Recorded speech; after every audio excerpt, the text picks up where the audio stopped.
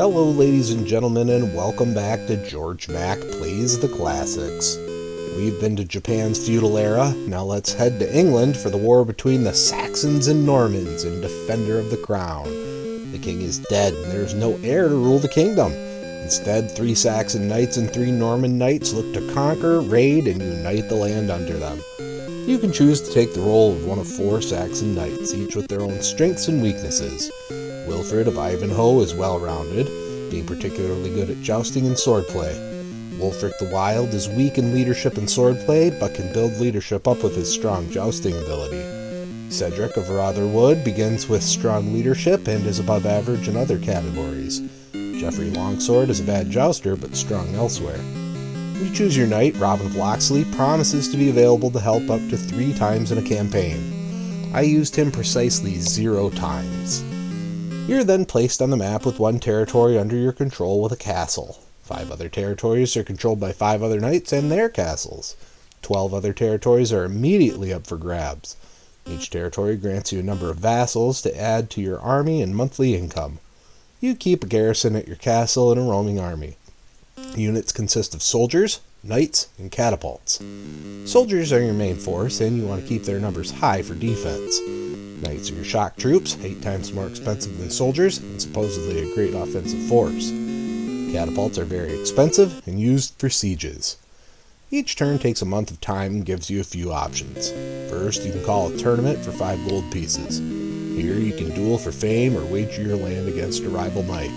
You first start in the joust and are tasked with unseating your opponent. You do so by aiming your lance at the center of the opposing knight's shield. After doing so, it's Morningstar combat between the 2 knights. You swing with the A button and raise your shield with the B button. I could not win a Morningstar fight. You have to win 3 battles in a row to win the tournament. As long as you have a standing army, you can move to adjacent territories. If they are unoccupied, you will take over as lord. If they are occupied by a fellow Saxon, you may ask for safe passage. If they are occupied by an opposing army, it's off to the battlefield. Your troops go off against the enemy and can be given 5 different orders. Hold your ground is the safe option when you have the numbers advantage. Ferocious attack is the risky gamble, better if you have knights. Bombard uses the catapult to take out enemies. Outflank is a wildcard attack. Finally, if you're going to die, retreat may be your best option.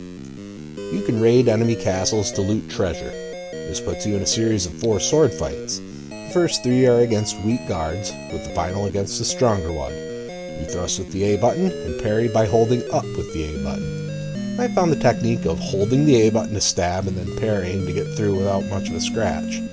When the enemy finally storms your castle, you defend with the crossbow. Men pop up in 5 different spots and damage you if they shoot. You need to be fast, or else it's game over. When it comes to grading Defender of the Crown on NES, graphics get a 1.0. The graphics are bad. The title cards are neat, but they use so few colors, it's a waste. Sound gets a 0.5. Music and sounds are pretty terrible. Gameplay gets a 1.0. None of the different gameplay scenarios are any good. Difficulty gets a 1.0. The computer starts off so far ahead of you, you need to get lucky at the start to have the time to build your army to be able to withstand attacks. Fun factor gets a 0.5. I tried out of stubbornness to get anywhere in this game, but it was a bad time. Overall, Defender of the Crown earns a 0.8 and gets a D. Hard pass on this one. Don't waste your time. Well, that's going to do it for me for today. Please make sure to like this video. Please let me know what you think of Defender of the Crown in the comments. And please subscribe to Head Drop Productions here on YouTube, because we want you here for each and every video we release, because it is your destiny.